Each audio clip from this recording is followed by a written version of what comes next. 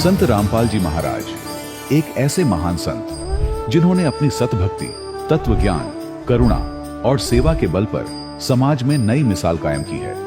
संत रामपाल जी महाराज की अगुवाई में उनके सभी सतलोक आश्रमों से समाज कल्याण के अद्भुत कार्यों ने समाज को सुनहरे भविष्य की एक नई उम्मीद दिखाई है। संत रामपाल जी महाराज से नाम दीक्षा लेने के बाद लाखों लोगों की लाइलाज बीमारियां जैसे कैंसर, एड्स आदि ठीक हुई। संत जी के ज्ञान से प्रेरित होकर उनके अनुयायियों ने लाखों यूनिट रक्तदान किया। संत जी ने लाखों बहन बेटियों का दहेज मुक्त विवाह करवाया।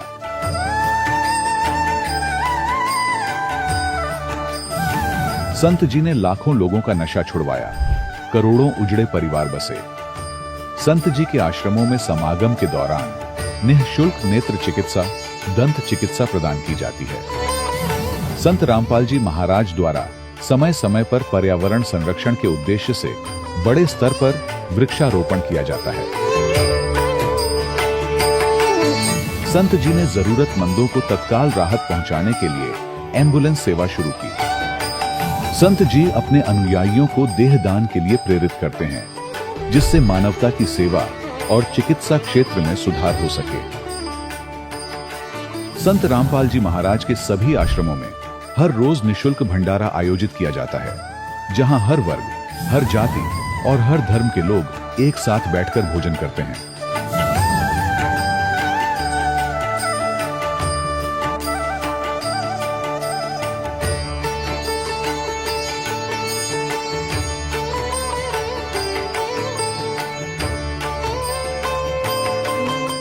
संत रामपाल जी महाराज की अन्नपूर्णा मुहिम ने गरीब और बेसहारा लोगों के जीवन में एक नई ऊर्जा और उम्मीद को जन्म दिया है। घर घर खाद्य सामग्री और जरूरी मदद पहुंचाकर संत रामपाल जी महाराज ने लोगों को दुख और मजबूरी से लड़ने की ताकत प्रदान की है।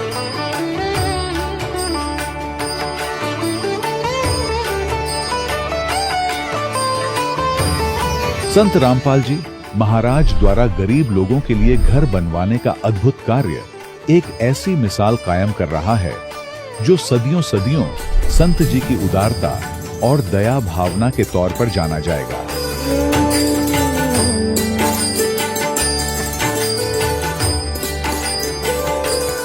संत रामपाल जी महाराज के आश्रम में हजारों बुजुर्गों को सम्मान और प्यार के साथ जीवन जीने का अवसर मिलता है। उनके खाने, रहने और स्वास्थ्य की पूरी जिम्मेदारी संत रामपाल जी महाराज उठाते हैं। अनाथ बच्चों के लिए संत रामपाल जी महाराज के सभी आश्रम किसी वरदान से कम नहीं। यहाँ उन्हें शिक्षा, संस्कार और भविष्य के लिए बेहतर अवसर प्रदान किए जाते हैं। चाहे बाढ़ हो, भूकंप या महामारी, संत रामपाल जी महाराज और उनके अनुयायी हमेशा ही जरूरतमंदों के लिए सबसे आगे खड़े रहते हैं। कोविड महामारी के दौरान संत रामपाल जी महाराज के आश्रमों से करोड़ों लोगों के लिए भोजन, दवाइयां और जीवन रक्षक सामग्रियां उपलब्ध कराई गई। चाहे गरीब की मदद हो या किसी शोषित और पीड़ित वर्ग के हक और सम्मान की लड़ाई, संत रामपाल जी महाराज ने हमेशा ही उनकी दबी आवाज को सरकारों तक पहुंचाया है और उन्हें उचित न्याय दिलवाने में अहम भूमिका अदा की है। समाज में आध्यात्मिक और सामाजिक मूल्यों के प्रति जागरूकता लाने में संत रामपाल जी महाराज हर कदम पर मानवता के सच्चे सेवक साबित हुए हैं। संत रामपाल जी महाराज का जीवन हमें सिखाता है कि सच्ची सेवा वही है जो निस्वार्थ भाव से की जाए। आइए हम भी इस महान सेवा के कार्य में इस महान संत से जुड़ें और संत रामपाल जी महाराज से नाम दीक्षा लेकर अपने जीवन को धन्य बनाएं।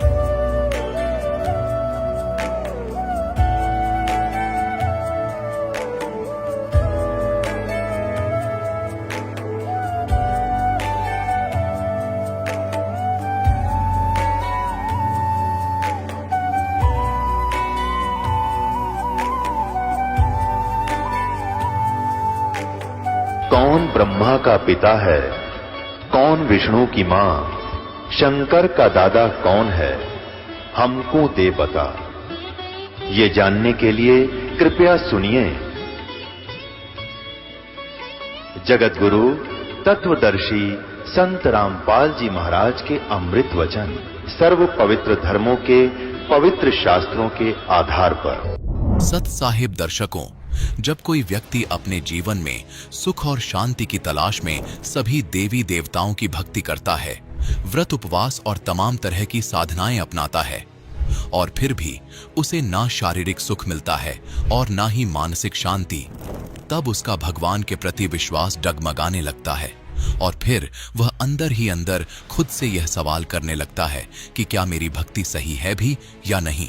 दर्शकों, कुछ ऐसी ही कहानी थी राजस्थान के रहने वाले बाबूलाल जी की। बाबूलाल जी ने अपने जीवन में बचपन से ही तमाम भक्ति साधनाएं अपनाई, मंदिरों में दर्शन किए, व्रत उपवास रखे, लेकिन हर बार मिला तो सिर्फ दुख और निराशा।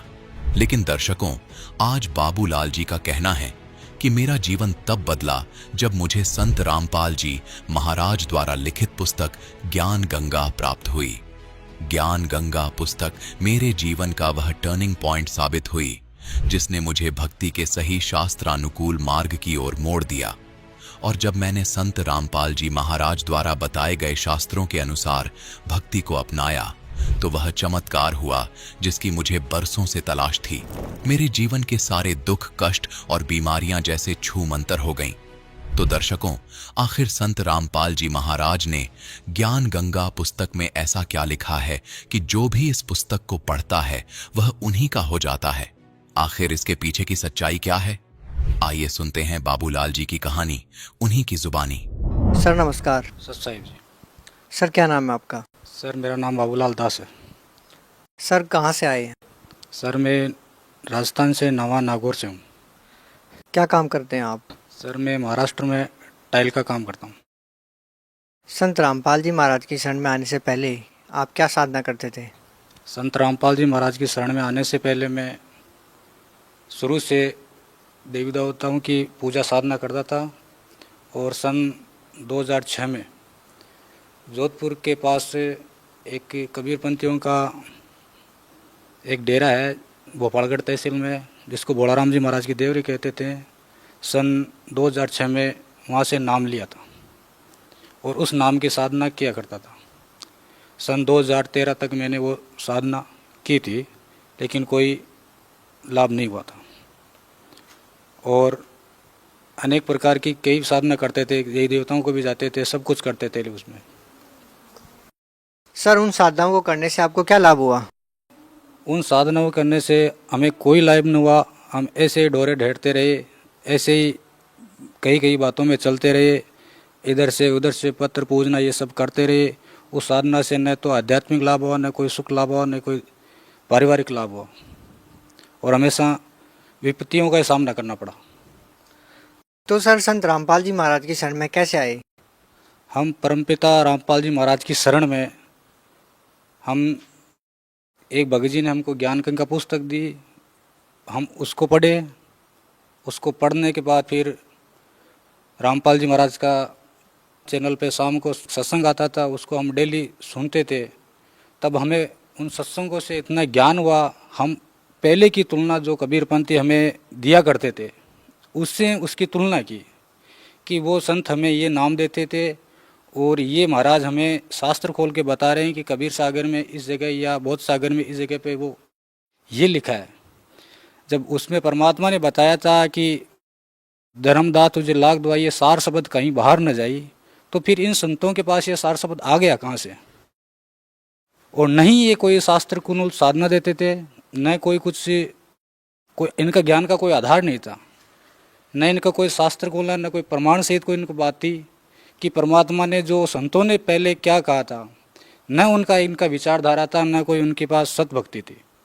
और उसी के पीछे पीछे हम काफ़ी दिनों से ये चल रहे थे। तो मालिक का सत्संग देखा तो हमें उन शास्त्रों से सब प्रमाणित किया कि वेदों में, शास्त्रों में, गीता में क्या कह रहा है, वेद क्या कह रहे हैं, और परमात्मा जब कबीर साहिब भी पूर्ण परमात्मा उन्होंने क्या कहा था, वो लोग आज तक ये कबीरपंथी लोग इस चीज़ को समझ नहीं सके, जो आज परमात्मा ने खुद हम पर दया करी और आज समझ में आया, वो खोल खोल के बता रहे हैं कि इस जगह पे ये लिखा है, इस जगह पे ये लिखा है, लेकिन फिर भी ये अज्ञानी लोग जो धर्म का धंधा बना रखे उस बात को नहीं समझ रहे हैं। तो ऐसी मालिक की रजा हुई, ऐसे हमने शरण में लिया मालिक ने। तो फिर सर संत रामपाल जी महाराज के शरण में जाने के बाद आपको क्या लाभ प्राप्त हुए? परम संत रामपाल जी महाराज की शरण में जाने के बाद हमको पहला लाभ आध्यात्मिक ज्ञान हुआ, हमें सत्साधना मिली, सत भक्ति मिली और सत मंत्र मिले जो प्रमाणित है, शास्त्रों में अनुसार प्रमाणित है, वो हमें संत रामपाल जी महाराज ने दिए। उसके अनुसार हमें साधना करें और हमें सुख शांति। आज एक बार मैं महाराष्ट्र में जहाँ मैं काम करता हूँ, पहले मैं इन देवी देवताओं के चक्कर में अगर मैं जो साधना करता था तो मेरी एक सबसे घटिया आदत थी कि महाराष्ट्र में कोई लॉटरी खेलते हैं ऐसा, तो मेरी वो आदत पड़ गई थी। तो वहाँ पे पैसा जाता आता कोई कुछ लाभ नहीं होता। तो मालिक से जैसे ही मैंने नाम लिया और मालिक ने जैसे ही सिर पे हाथ रखा तो मेरी वहाँ आज तक मेरा मन नहीं गया और मैंने वहाँ तक आज तक 3 साल हो गए पैर नहीं रखा वहाँ मैंने। संत रामपाल जी महाराज से नाम लेने के बाद फिर मैंने आज तक उन लॉटरी में मैंने एक कदम ही नहीं रखा। मालिक ने ऐसा दिमाग फेर दिया कि वहाँ पे जाने का मन ही नहीं करता, हमेशा सत भक्ति में ही मन करता है। और भगत जी तीसरा लाभ परमात्मा ने ये दिया कि पहले हम जैसे कर्जे में दबे रहते थे, आमदनी नहीं होती थी, सब दरवाजे बंद थे, और मालिक के आने से आज सब दरवाजे खोल दिए परमात्मा ने। और जहाँ दास के पास एक ओडी ज़मीन नहीं थी, आज परमात्मा ने 2-2 प्लाट दरा रखे, सब मालिक की व्यवस्था सब कर सके, हर दर से दरवाजे खोल दिए मालिक ने। और एक बार की बात है, मेरे एक परमात्मा की दया से मैंने रिक्वेस्ट की थी मालिक, तो परमात्मा की दया से एक बच्ची का जन्म हुआ। तो वो बच्ची आज 1 साल की हुई है, 11 महीने की लगभग हुई है। तो वो एक बार मैं घर में सफाई कर रहा था, तो एक लकड़ी का एक दरवाज़ा है जहाँ हम बाहर निकलते हैं, जिसको बाड़ा बोलते हैं, उस दरवाजे के हम लकड़ी का मोटा पोड़ लगाते थे, ऐसा बहुत मोटा, उसको बंद करने के लिए। तो मैं जब वो बच्ची वहाँ उसके पास बाहर निकलना चाहिए, तो उस दरवाजे को ऐसे खोला तो वो इतना मोटा जो लकड़ा था वो यहाँ सिर पे गिर गया, जबकि वो अभी पैर चलना भी नहीं आता उसको। उस बच्ची को पैर चलना भी नहीं आता, वो इतना मोटा लकड़ा उसके बच्ची के सिर पे गिर गया और इतनी आवाज़ आई जैसे कि सिर के 2 भाग हो गए। फिर मैं एकदम भाग के जाके देखा तो ऐसा क्या बोला, जाके देखा तो बच्ची ऐसे पड़ गई और मैंने सोचा ये तो चली गई। जैसे ही मैंने फिर वो रोई अकेले, मैं मालिक के जहाँ जोत लगा था वहाँ लेके आया तुरंत मालिक के। फिर मैंने देखा सिर में तो एक बाल को भी कहीं टच नहीं था बिल्कुल कि यहाँ पे कुछ सुई भी लग जाए, जबकि वही लकड़ा मेरे पैर पे एक बार पड़ा हुआ था तो मेरी आंगली 4 दिन तक सनी हुई थी। और उस बच्ची का जो छोटा सा सिर है, अभी सिर पक्का भी नहीं होगा उनका, एक बाल भी बांका नहीं हुआ उसका। मालिक ने उसको तुरंत हाथ में लेके बचा लिया, ऐसे मालिक की दया हुई। सर आप कैसे कह सकते हैं कि जो भक्ति साधना संत रामपाल जी महाराज देते हैं वो ही ठीक है, बाकी जो संत भक्ति साधनाएं देते हैं वो ठीक नहीं है? भगत समाज इसका निर्णय कैसे कर सकते हैं? जी सर, ये तो शास्त्रीय प्रमाण है इनका शास्त्रीय प्रमाण है कि जितने भी ये धर्मगुरु है अपने, उनके पास न वो लोकवेद है उनके पास, क्योंकि शास्त्रों में गीता में जितने भी धर्म शास्त्र है उनमें लिखा क्या है और वो बताते क्या हैं। और रामपाल जी महाराज आज सब ग्रंथ खोल के एक को रेट बताते हैं कि ये बात यहाँ पे लिखी है और ये बात ऐसी है और इस बात से ऐसा करने से ऐसा फायदा मिलता है। यही फर्क है कि परमात्मा सतगुरु रामपाल जी महाराज ही है और उन्होंने ये बता दिया है कि आज तक हम सब कुछ पढ़ लिए थे, हमें ये भी ज्ञान नहीं था कि परमात्मा कौन है। आज तक ऐसा कोई धर्मगुरु, ऐसा कोई वेद ज्ञानदाता कोई भी नहीं हुआ, ये नहीं बता सका कि परमात्मा कौन है। आज वही मालिक ने परमात्मा रामपाल जी महाराज ने बता दिया कि परमात्मा कौन है, वो परमात्मा कैसी लीला करता है, कहाँ रहता है, कैसे आता है, आज उन्होंने खोल खोल के सब ग्रंथों से प्रमाणित कर दिया है। फिर भी ये धर्मगुरु ऐसी बातों को नहीं मानते हैं, ऐसी इनकी सोच है। भगत समाज को क्या संदेश देना चाहते हैं? मैं भगत समाज को ये संदेश देना चाहता हूँ कि ये मनुष्य जन्म मिला है, हम न जाने कितनी बार जन्म गए, कितनी बार मर गए। आज हमें परमात्मा के विधान के अनुसार आज हमें इतनी बुद्धि दी, आज हमें ऐसा परमात्मा की दया हुई है, ऐसे सत्संग मिले, परमात्मा ऐसे संत मिले, आज हमें सब खोल के बता रहे हैं कि आप देखो, शास्त्र मेरी नहीं मानो, शास्त्रों में देख लो, उनके अनुसार साधना करो, पहचानो परमात्मा को कौन है कौन नहीं है, कहाँ है कैसा है, उनके अनुसार भक्ति करो और नाम दीक्षा लेकर उनका क्या नाम है कैसे मिलता है सब परमात्मा शास्त्रों में लिखा हुआ है। आज मालिक खोल खोल के बता रहे हैं, उनके शरण में आओ और उनको ज्ञान को ग्रहण करो और नाम दीक्षा लेके इस आवागमन से मुक्त हो। सर, जो लोग संत रामपाल जी महाराज से नाम दीक्षा लेना चाहते हैं वो संत रामपाल जी महाराज से दीक्षा कैसे ले सकते हैं? मैं भगत समाज से ये कहना चाहता हूँ कि अगर जो कोई संत रामपाल जी महाराज जी से नाम दीक्षा लेना चाहता है, ज्ञान समझना चाहता है, तो टीवी पे डेली सत्संग आता है वो सुने। और जैसे उनका एक पुस्तक सेवा है ज्ञान गंगा, वो आज हर जगह बढ़ रही है, उनको गहराई से पढ़े और उनका अन्य शास्त्रों से संतों की बातों से विचारों से मिलान करें और ये बात को सतोले कि वास्तव में ये सही है और ये गलत है। तो ऐसा करके सोच समझने के बाद वहाँ पे जहाँ सत्संग आते हैं टीवी पे, वहाँ पे उस पर एड्रेस नंबर दिए हुए हैं, तो आप उन नंबरों पे संपर्क करके वहाँ के आसपास के स्थल की जानकारी लेके नाम लेके कल्याण करवाएं। सर धन्यवाद। सत साहिब। दर्शकों, अभी आपने सुने संत रामपाल जी महाराज से दीक्षा प्राप्त करके सुखी हुए भक्त के अनुभव। अब देखिए जगत गुरु तत्वदर्शी संत रामपाल जी महाराज के मंगल प्रवचन। जग सारा रोगिया रे, जिन सतगुरु वेद न जाण्या, जग सारा रोगिया रे। भाई सच्चा सतगुरु कोई न पूजे, इन झूठों जगपतियासी। सच्चा सतगुरु कोई न पूजे, इन झूठों जगपतियासी। अंधे की वहां गई अंधे ने, ये मार्ग कौन बतासी। जग सारा रोगिया रे, जिन सतगुरु वेद न जाण्या, जग सारा रोगिया रे। जग सारा रोगिया रे, जिन सतगुरु वेद न जाण्या, जग सारा रोगिया रे। भाई सार शब्द सर जीवन बूटी, गैस गैस अंग लगावे। सार शब्द सर जीवन बूटी, गैस गैस अंग लगावे। कहे कबीर तुम सतकर मानो, ये जन्म मरण मिट जावे। जग सारा रोगिया रे, जिन सतगुरु वेद न जाण्या, जग सारा रोगिया रे। जग सारा रोगिया रे, जिन सतगुरु वेद न जाण्या, जग सारा रोगिया रे। सार शब्द सर जीवन बूटी, गैस गैस अंग लगावे। सार शब्द सर जीवन बूटी, गैस गैस अंग लगावे। कहे कबीर तुम सतकर मानो, ये जन्म मरण मिट जावे। जग सारा रोगिया रे, जिन सतगुरु वेद न जाण्या, जग सारा रोगिया रे। अब परमात्मा ने कहा कि ये सब पूरा विश्व रोगी है। कौन से रोग से रोगी है? ग्रस्त है ये जन्म और मृत्यु के रोग से। और जब तक जन्म और मृत्यु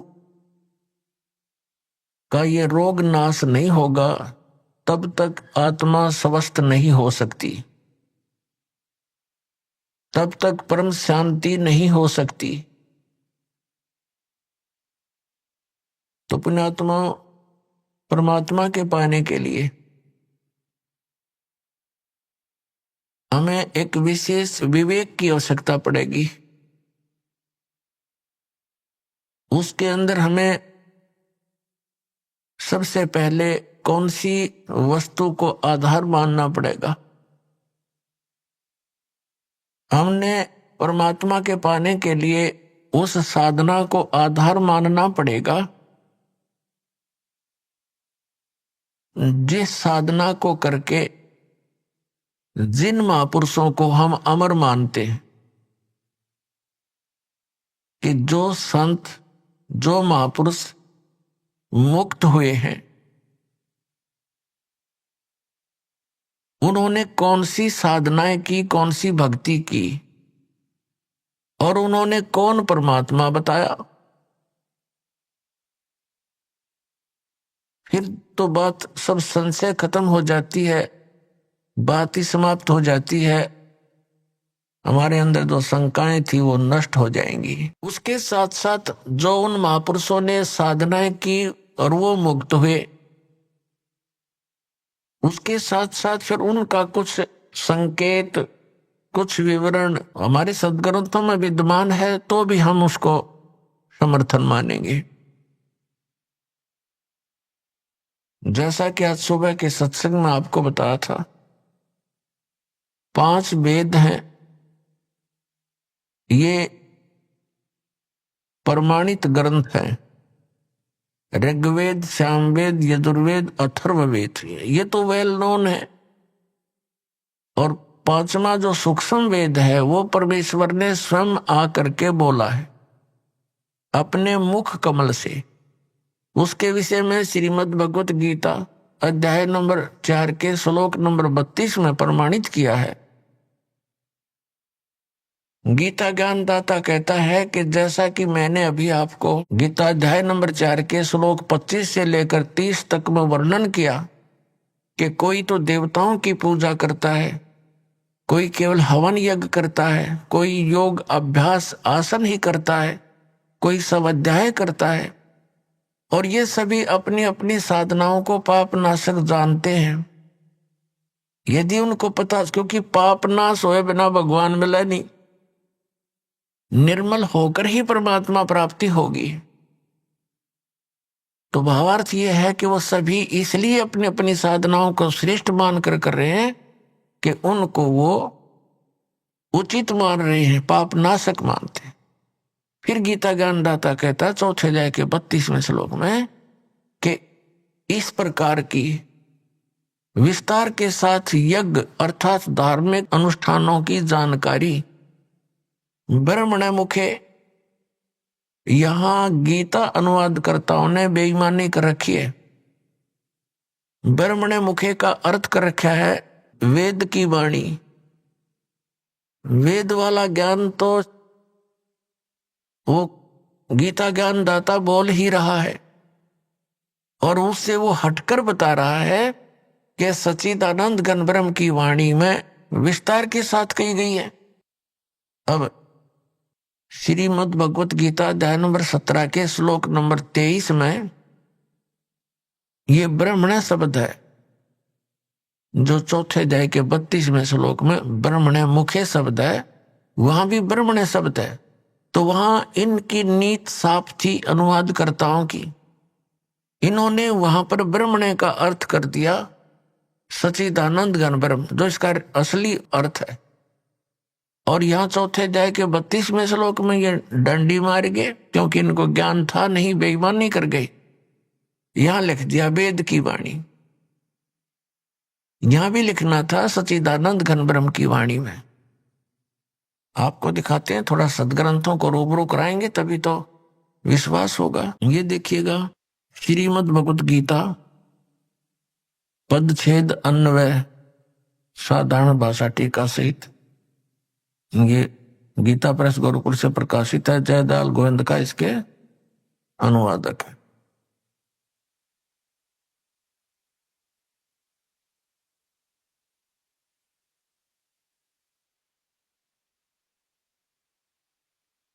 ये अध्याय नंबर 4 है श्रीमद् भगवत गीता का।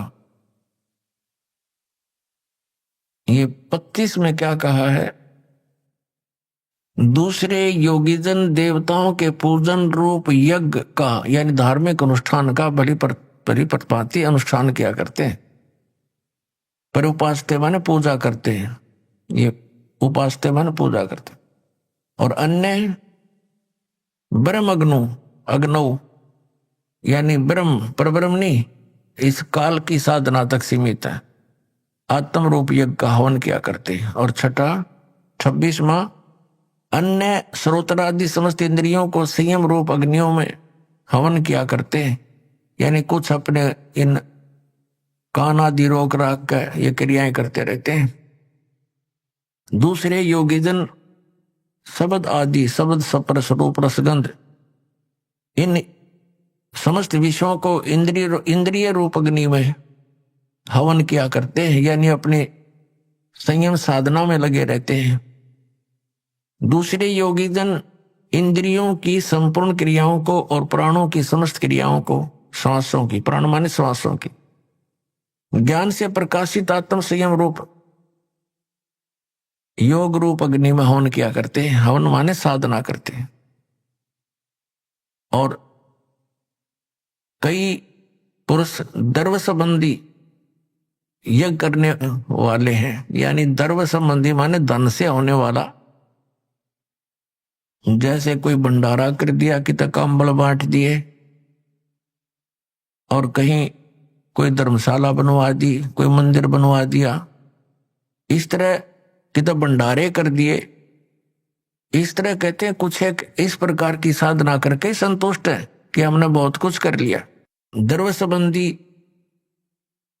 यज्ञ, द्रव्य माने धन से होने वाली करने वाले कितने ही तपस्या रूप यज्ञ करते हैं, कई तपस्या ही करते हैं, अनुष्ठान करते तपस्याओं का।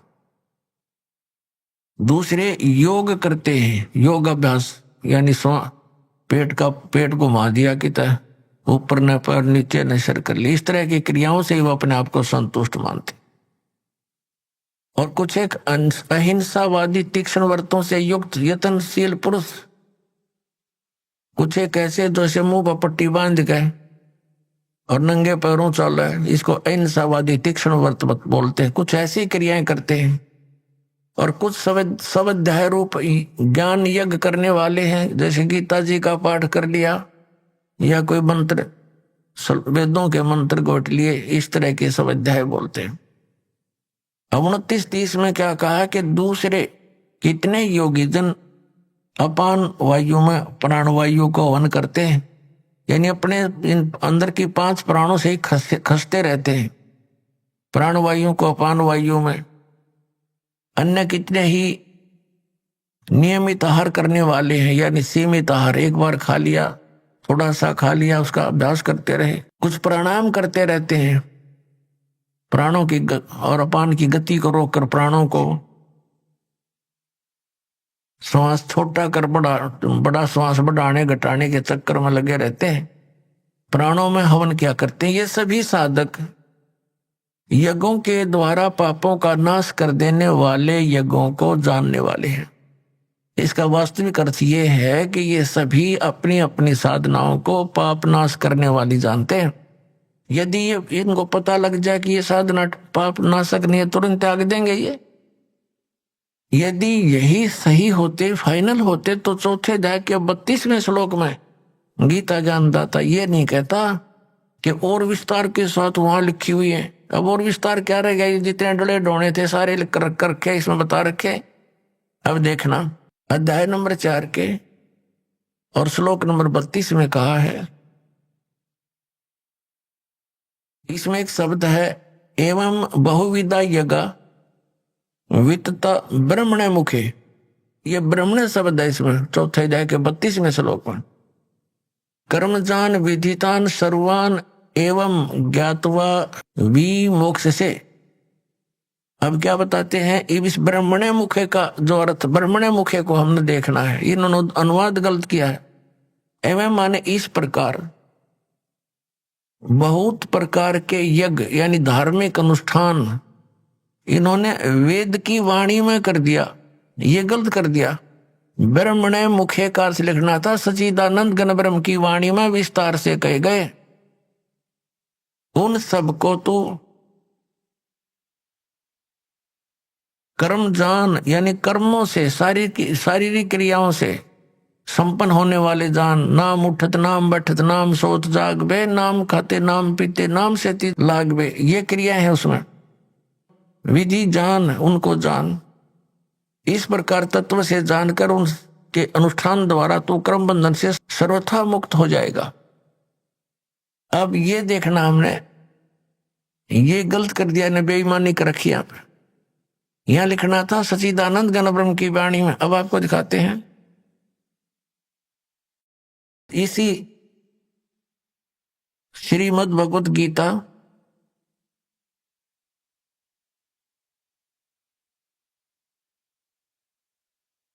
अध्याय नंबर 17 के श्लोक नंबर 23 में।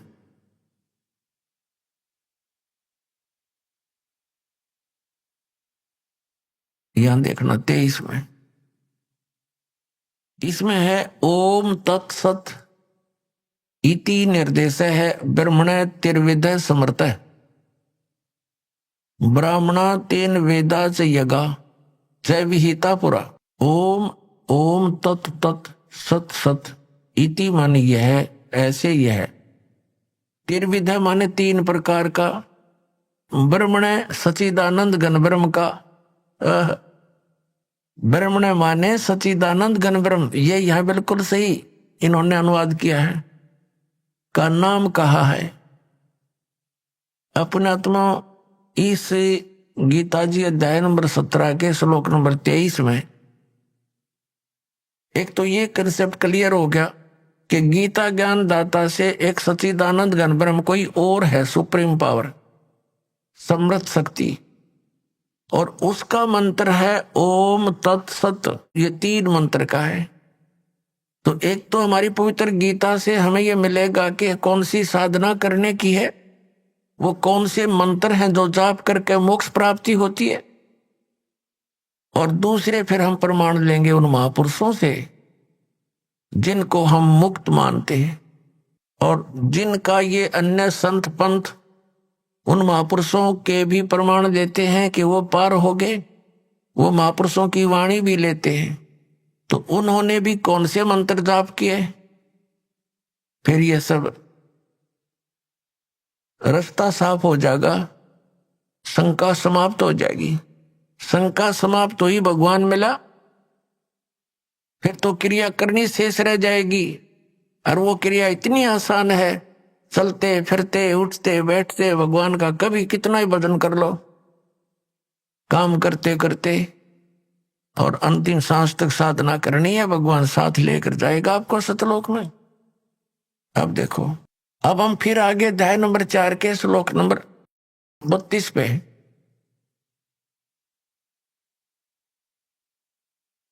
ये 32 पे,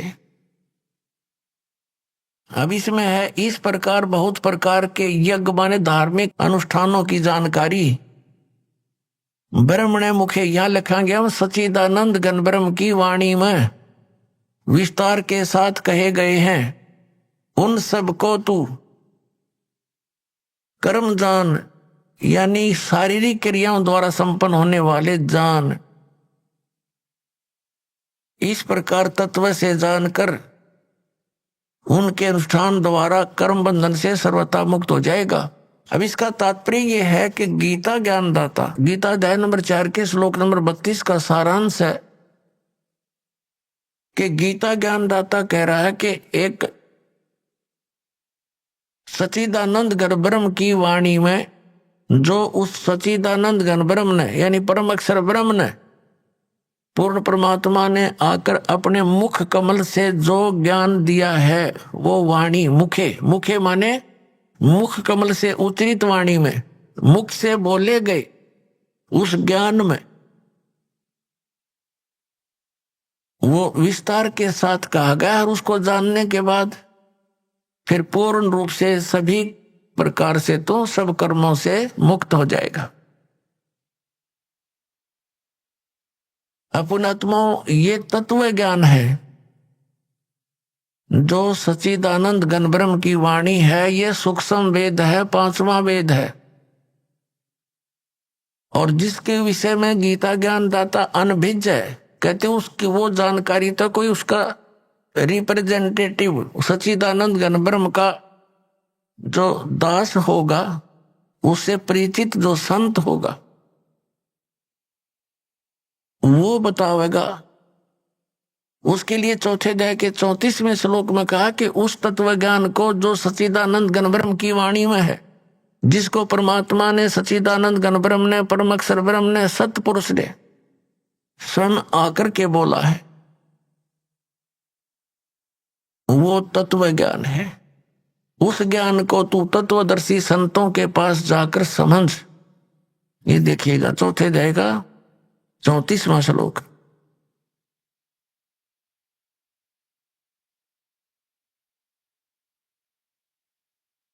ये 34वां श्लोक। उस ज्ञान को जो सच्चिदानंद घन ब्रह्म ने स्वयं आकर के बोला है, उस ज्ञान को, उस तत्व ज्ञान को तू तत्वदर्शी ज्ञानियों के पास जाकर समझ। उनको भली भांति दंडवत प्रणाम करने से, उनकी सेवा करने से और कपट छोड़कर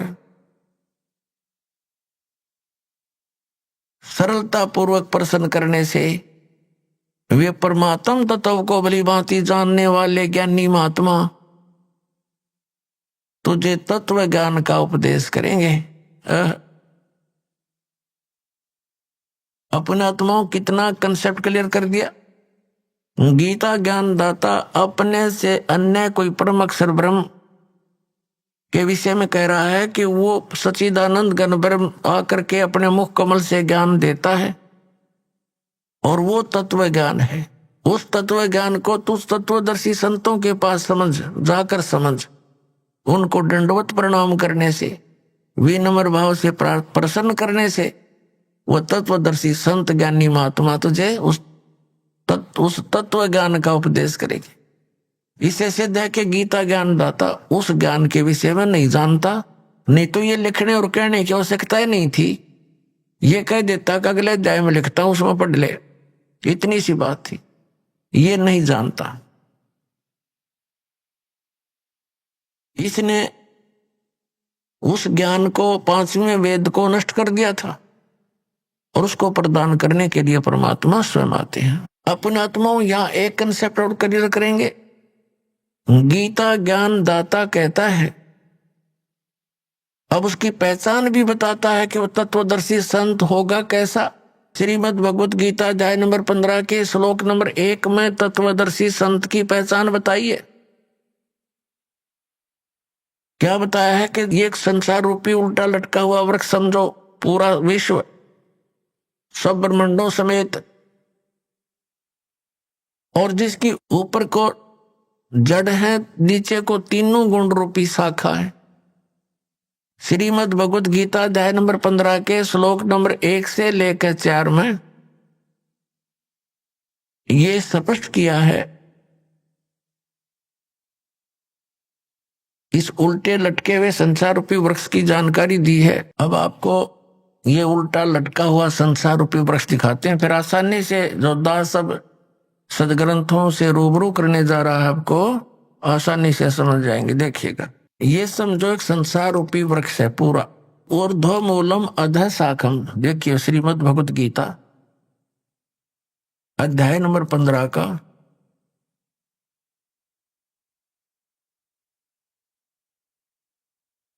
ये पंचदशो अध्याय यानी 15वां अध्याय है। 15वां अध्याय है, ये इसका प्रथम श्लोक है।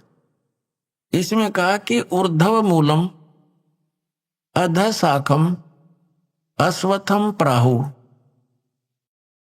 अवम छंदासी यस्य पर्णानि ये तम वेद स वेदवित्।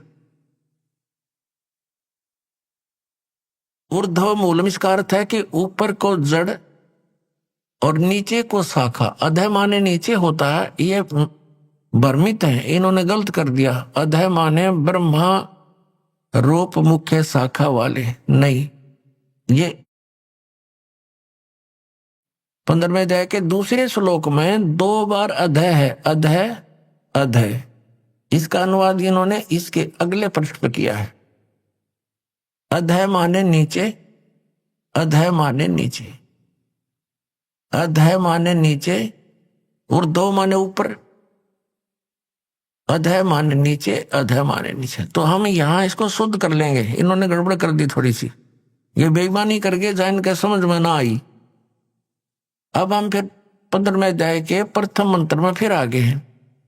ऊर्ध्व मूलम, ऊपर को जड़ वाला, और ऊपर को जड़, और अधः शाखम, नीचे को शाखा वाला, अश्वत्थम पराहो अव्यम, ये संसार रूपी पीपल का अविनाशी वृक्ष कहा है। छंदासी यस्य प्रणानी, इसके जो पत्ते आदि जो है, इसके छंद हैं, विभाग हैं, पार्ट हैं। यह तम वेद, उन सभी भागों को जो जानता है, तम उन उस अज्ञान अंधकार में छपे हुए उन सब विभागों को जानता है। स वेदविद, वह वेद के तात्पर्य को जानने वाला है, अर्थात वो तत्वदर्शी संत है। ये देखिएगा, आदि पुरुष परमेश्वर रूप मूल वाले, ये भाव कहने का ये है कि ऊपर को जो जड़ है, ये वाली, ये ऊपर को जो जड़ है, ये तो समझो ऊर्ध्व मूलम तो है आदि पुरुष परमेश्वर यानी परम अक्षर ब्रह्म, ये तो है वो सच्चिदानंद घर ब्रह्म, समझो ये जड़े तो। और ये तना अक्षर पुरुष, ये परम अक्षर पुरुष, ये तना अक्षर पुरुष। ये देखिएगा, ये पूर्ण ब्रह्म कहो, परमेश्वर कहो, परम अक्षर ब्रह्म कहो, या सच्चिदानंद घन ब्रह्म कहो, ये जड़े हैं। जैसे ये जड़, ओनली जड़, और फिर इसके बाहर जो जमीन से बाहर दिखाई देता है, इसको पेड़ बोलते हैं। गीता ज्ञान दाता ने केवल इतना ही कहा कि ऊर्ध्व मूलम, ऊपर को जड़ और नीचे को शाखा वाला, ये संसार रूपी पीपल का वृक्ष कहा है। और जो संत इसके सभी छंद यानी विभागों को जानता है, स वेदविद, वो तत्वदर्शी संत है। तो परमेश्वर कबीर जी ने 600 वर्ष पहले आकर कहा था, तत्वदर्शी संत की भूमिका बताई थी अपने सच्चिदानंद घन ब्रह्म की वाणी में, अपने मुख कमल से बोलकर। वो ऐसी ही लीला करता है, वेद भी प्रमाण देते हैं। 600 वर्ष पहले लगभग परमात्मा ने बताया था कि अक्षर पुरुष एक पेड़ है जो जमीन से बाहर दिखाई देता, उसको वृक्ष बोलते। अक्षर पुरुष एक वृक्ष है, और सर पुरुष वा की डार, जिसको निरंजन भी कहा, ज्योति निरंजन। और तीनों देवा, रजगुण ब्रह्मा, सतगुण विष्णु, तम गुण शिव जी, तीनों देवा शाखा हैं और पात रूप संसार। अब गीता ज्ञानदाता कहता है कि जो इस संसार रूपी वृक्ष के, जो ऊपर को जड़ नीचे को शाखा वाला उल्टा लटका संसार रूपी वृक्ष है, जो इसके सभी छंद यानी सभी विभागों को बता देगा, वो तत्वदर्शी संत है, वो वेद के तात्पर्य को जानने वाला है। अब देखिएगा, कबीर अक्षर पुरुष एक पेड़ है, निरंजन वा की डार, इसको सर पुरुष भी कहते हैं, ज्योति निरंजन को। और तीनों देवा, रजगुण ब्रह्मा, सतगुण विष्णु, तम गुण शिव जी रूपी शाखा है, ये पात रूप संसार। ये देखिएगा, ये क्योंकि ये जमीन से, ये प्रोक्ष है, पूर्ण परमात्मा तो गुप्त है, जमीन में जैसे जड़ प्रोक्ष होती है। अब ये तना, ये अक्षर पुरुष है, अक्षर पुरुष एक पेड़ है, और सर पुरुष वहां की डार, ये मोटी डार। सर पुरुष कहो, ज्योति निरंजन कहो, काल ब्रह्म कहो। और तीनों देवा, रजगुण ब्रह्मा, सतगुण विष्णु, तम गुण शिव जी, ये शाखा है। और पात रूप संसार, तो सच्चिदानंद घन ब्रह्म की वाणी में ये कंप्लीट ज्ञान लिखा हुआ है। गीता जी के अध्याय नंबर 4 के श्लोक नंबर 32 का ये निष्कर्ष है कि उस सच्चिदानंद घन ब्रह्म की वाणी में सब साधना यानी धार्मिक अनुष्ठानों की जानकारी बहुत विस्तार के साथ और यथार्थता से दे रखी है। उससे पूछो। और तत्वदर्शी संत की पहचान बता दी कि वो तत्वदर्शी संत बतावेंगे तो कैसा होगा, वो जो संसार रूपी वृक्ष के सभी विभागों को बता देगा। स वेदविद, वह वेद के तात्पर्य को जानने वाला है, अर्थात वो तत्वदर्शी संत है। देखना, अब 5वें में हम पढ़ रहे हैं, इन्हीं की वाणी पढ़ेंगे। आदि पुरुष परमेश्वर मूल वाले, अधः शाखम, नीचे को शाखा, ये गलत अनुवाद किया है, बेईमानी कर रखी है। और संसार रूपी पीपल के वृक्ष को अविनाशी कहते हैं। वेद जिसके पत्ते कहे गए, संतों का अर्थ वेद कर दिया। और उस संसार रूप वृक्ष को जो पुरुष मूल सहित जड़ से लेकर और पत्तों तक, ये समझो, मूल सहित तत्व से जानता है, स वेदवित, वह वेद के तात्पर्य को जानने वाला है। वो तत्वदर्शी संत है, वो वास्तव में ज्ञानी तत्वदर्शी संत। अब इसको थोड़ा सा और आगे पढ़ेंगे। जैसे इस पुस्तक में आगे देखिए, अध्याय नंबर 15 के श्लोक नंबर, अब एक हमने पढ़ लिया, दूसरा देखो। इसमें लिखा है कि उस संसार रूपी वृक्ष की तीनों गुण रूप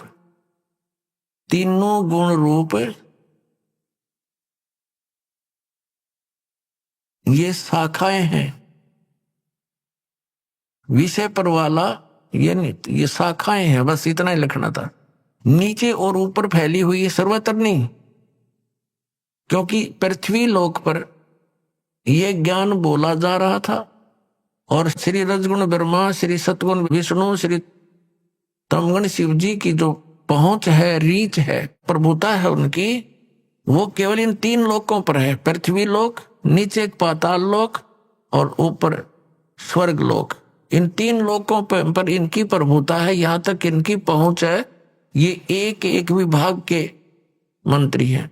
और पृथ्वी लोक पर यूं बोला जा रहा है क्या ना, ऊपर और नीचे, यानी स्वर्ग और नीचे पाताल तक इनकी क्षमता है, रजगुण ब्रह्मा, सतगुण विष्णु, तमगुण शिव जी की। देखना, अब हम ये दूसरा पढ़ रहे हैं, श्रीमद् भगवत गीता अध्याय नंबर 15 का हम श्लोक नंबर अब दूसरा पढ़ रहे हैं। उस संसार वृक्ष की तीनों गुण रूप शाखा, यह है अधः च ऊर्ध्वम प्रसरता तस्य शाखा गुण प्रवर्धा। अब यहां तीनों गुण रूप जल से बढ़ी हुई शाखाएं नहीं है, यह है विषय पर वाला शाखा, विषय विकारों की शाखाएं हैं, ऐसा समझो। इन्हें गलत कर रखा है। नीचे और ऊपर, सर्वत्र नहीं, नीचे और ऊपर फैली हुई है। और मनुष्य लोक में, यहां पृथ्वी लोक पर कर्मों के अनुसार बांधने वाली, यानी कर्मों के आधार पर ये हमें सुनियोजित रखने वाली भी मुख्य कारण है। मूलानी माने जड़ है, ये मुख्य कारण है। नीचे और ऊपर, सभी लोकों में नहीं, केवल नीचे ऊपर फैली हुई है। अभी आपने सुने संत रामपाल जी महाराज के मंगल प्रवचन। आइए अब सुनते हैं संत रामपाल जी महाराज से नाम दीक्षा लेकर सतभक्ति करके अद्भुत लाभ प्राप्त करने वाले अनुयायी के विचार।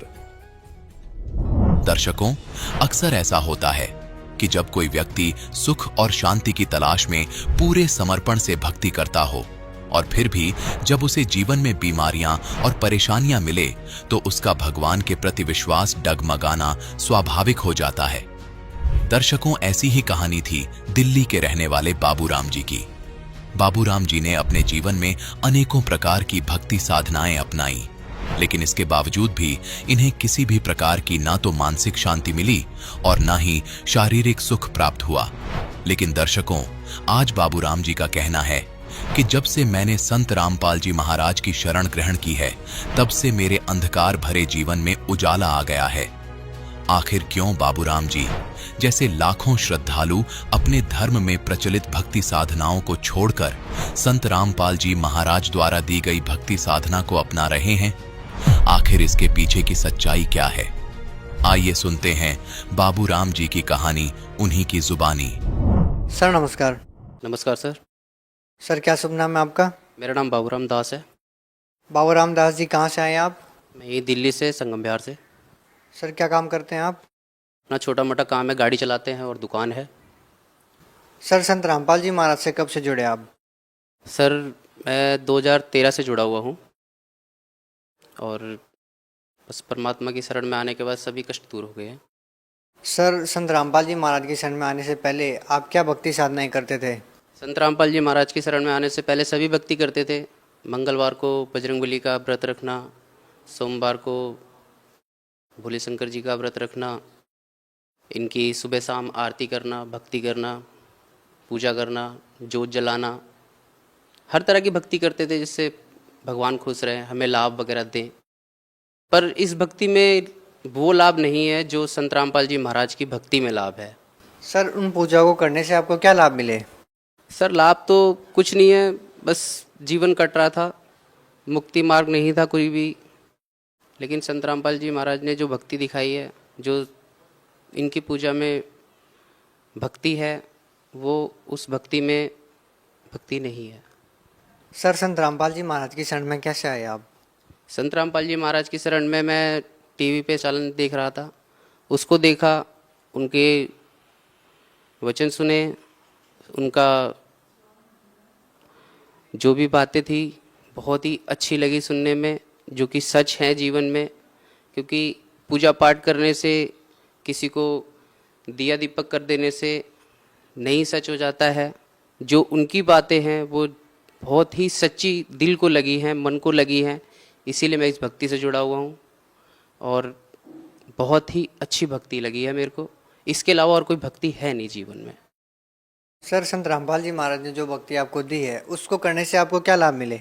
सर लाभ तो बहुत तरह के हुए हैं। सबसे बड़ा लाभ तो ये है कि मैं गाड़ी चलाता हूँ और गाड़ी से किसी का भी एक्सीडेंट हो सकता है। एक बार मैं काफ़ी स्पीड से गाड़ी ले जा रहा था और अचानक से एक बच्चा स्कूल से जा रहा था, वो अचानक से बस गाड़ी के सामने ही आ गया था। लेकिन उसका भाई था उसके साथ में, अपने भाई ने उसने हाथ उसका खींच लिया, लेकिन वो हाथ उसके भाई का नहीं था, वो मुझ पे गुरु जी की कृपा थी। क्योंकि हम गुरु जी की शरण में हैं, वो हमें हर मुसीबतों से, हर परेशानी से दूर रखते हैं।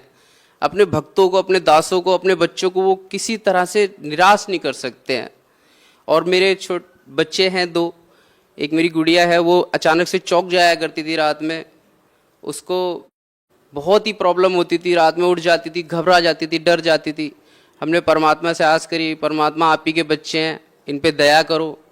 जब से वो मेरी गुड़िया बिल्कुल ठीक रहती है और हर तरह की परेशानी परमात्मा ने दूर करी है। मालिक से क्या कहें, बिना मांगे परमात्मा देते हैं, सब कुछ देते हैं। सर संत रामपाल जी महाराज के बारे में लोगों द्वारा ऐसा कहा जाता है कि संत रामपाल जी महाराज सभी धर्मगुरुओं की निंदा करते हैं। सर क्या कहना चाहेंगे? सर निंदा तो देखो, किसी के बारे में सर कुछ भी कह देना भी ना एक बहुत बड़ी बात होती है। हाँ संत रामपाल जी महाराज हमारे कहते हैं, लेकिन निंदा नहीं करते हैं। वो ये कहते हैं कि मैं ये बात बता रहा हूं, आप इस बात को महसूस करो। अगर ये जो हम ग्रंथों से बता रहे हैं, बुकों को देख के बता रहे हैं, गीता का ज्ञान बता रहे हैं, बाइबल का ज्ञान बता रहे हैं, इनमें अगर आपको ये कबीर परमेश्वर ना लगे तो आप हमें बताइए।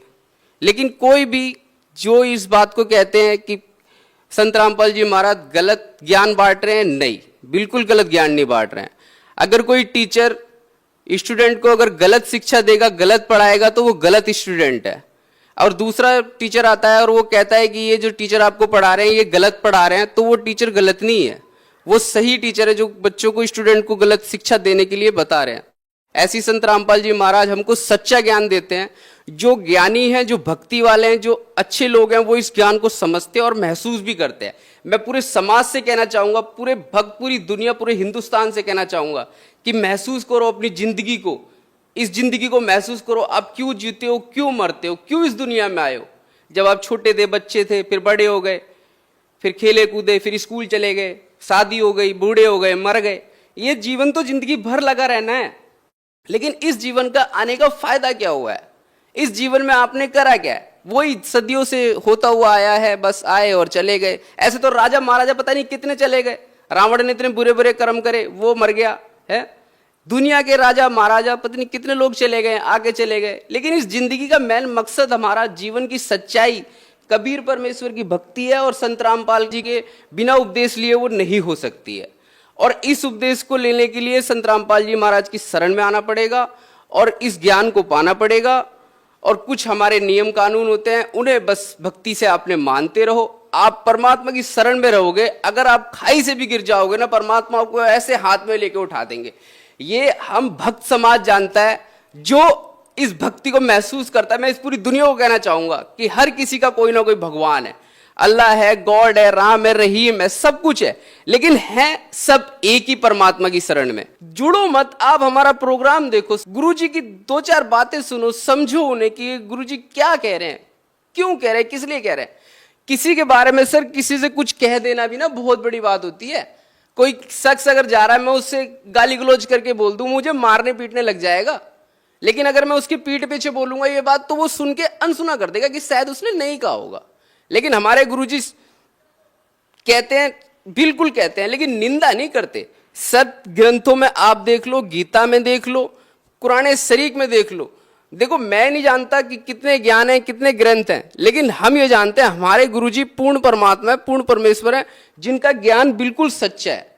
और वो जो ज्ञान दे रहे हैं ना, वो उन बुकों का एक मिश्रण बना रखा है, यानी कि इन ग्रंथों में भैया बोला जो गया है ना, ये इसको किसी और नाम से पुकार रहे हैं, ये किसी और नाम से पुकार रहे हैं, पर मतलब सिर्फ एक ही है, पूर्ण परमात्मा, पूर्ण परमेश्वर की भक्ति करो, उनकी ही रजा रखो।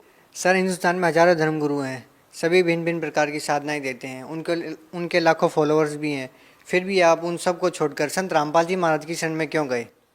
सर देखिए, इस दुनिया में हर इंसान सिर्फ लाभ चाहता है, लाभ, बेनिफिट, जीरो कॉस्ट।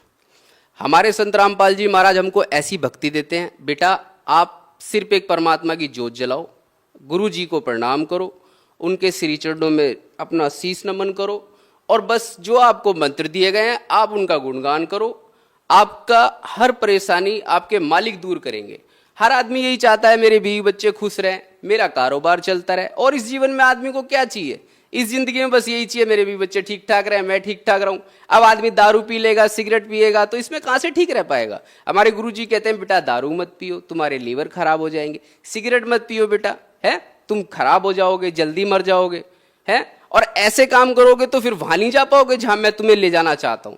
हमारे गुरुजी कहते हैं आपको सतलोक में जाना है। सतलोक जीवन की सबसे बड़ी सच्चाई है, जिसको कोई इंसान जान नहीं पाया। जो ये ज्ञान जानता है सिर्फ सतलोक, सिर्फ वो ही जानता है, और कोई नहीं जानता। सर, भगत समाज को क्या संदेश देना चाहते हैं? भगत समाज को सर यही संदेश देना चाहूंगा मैं कि मैं भी एक दास हूं, आप भी किसी धर्म के दास हो। कोई किसी को मानता है, कोई किसी को मानता है, लेकिन जो सत्य है वो सत्य है। हम तो ये चाहेंगे कि आप शिक्षित बने और ज्ञान को इसे समझे, देखे, फिर निर्णय ले कि ये भक्त क्या कहते हैं, क्यों रामपाल जी की शरण में जाते हैं, क्यों भक्ति करते हैं इनकी। आप अगर समझोगे तो आप हमारी जगह खड़े होगे। भक्त समाज से मैं यही कहना चाहूँगा कि संत रामपाल जी महाराज पूर्ण ब्रह्म है, पूर्ण परमात्मा है। हमारी नज़र में वो भगवान है, और भगवान की शरण में जितनी जल्दी आप आ जाओ आपका कल्याण होगा, और इस जीवन मरण के संकटों से आप मुक्त हो जाओगे। सतलोक जाएंगे सब लोग, अच्छे से वहाँ रहेंगे। बाकी बहुत सारी योनियाँ हैं इस जीवन में, कोई कुत्ता बनता है, कोई बिल्ली बनता है। इन सारी परेशानियों से संत रामपाल जी महाराज जी मुक्त कर सकते हैं। आप इनकी शरण में आइए, आपका कल्याण होगा। आप बस भक्ति करेंगे तो आप इस जीवन में सबसे सुख इंसान बन जाएंगे। मैं बस भक्त समाज को यही कहना चाहूँगा कि आप आइए और हमारे गुरुजी से उपदेश ले लीजिए। जो चैनल पे प्रोग्राम आता है उसमें सभी नंबर, सभी कांटेक्ट, सभी कुछ दिए जाते हैं। अगर आप चाहें तो मोस्ट वेलकम। हम आपसे चाहेंगे आप आएँ और भक्ति करें। सर, बहुत बहुत धन्यवाद आपका। सत्सा ही।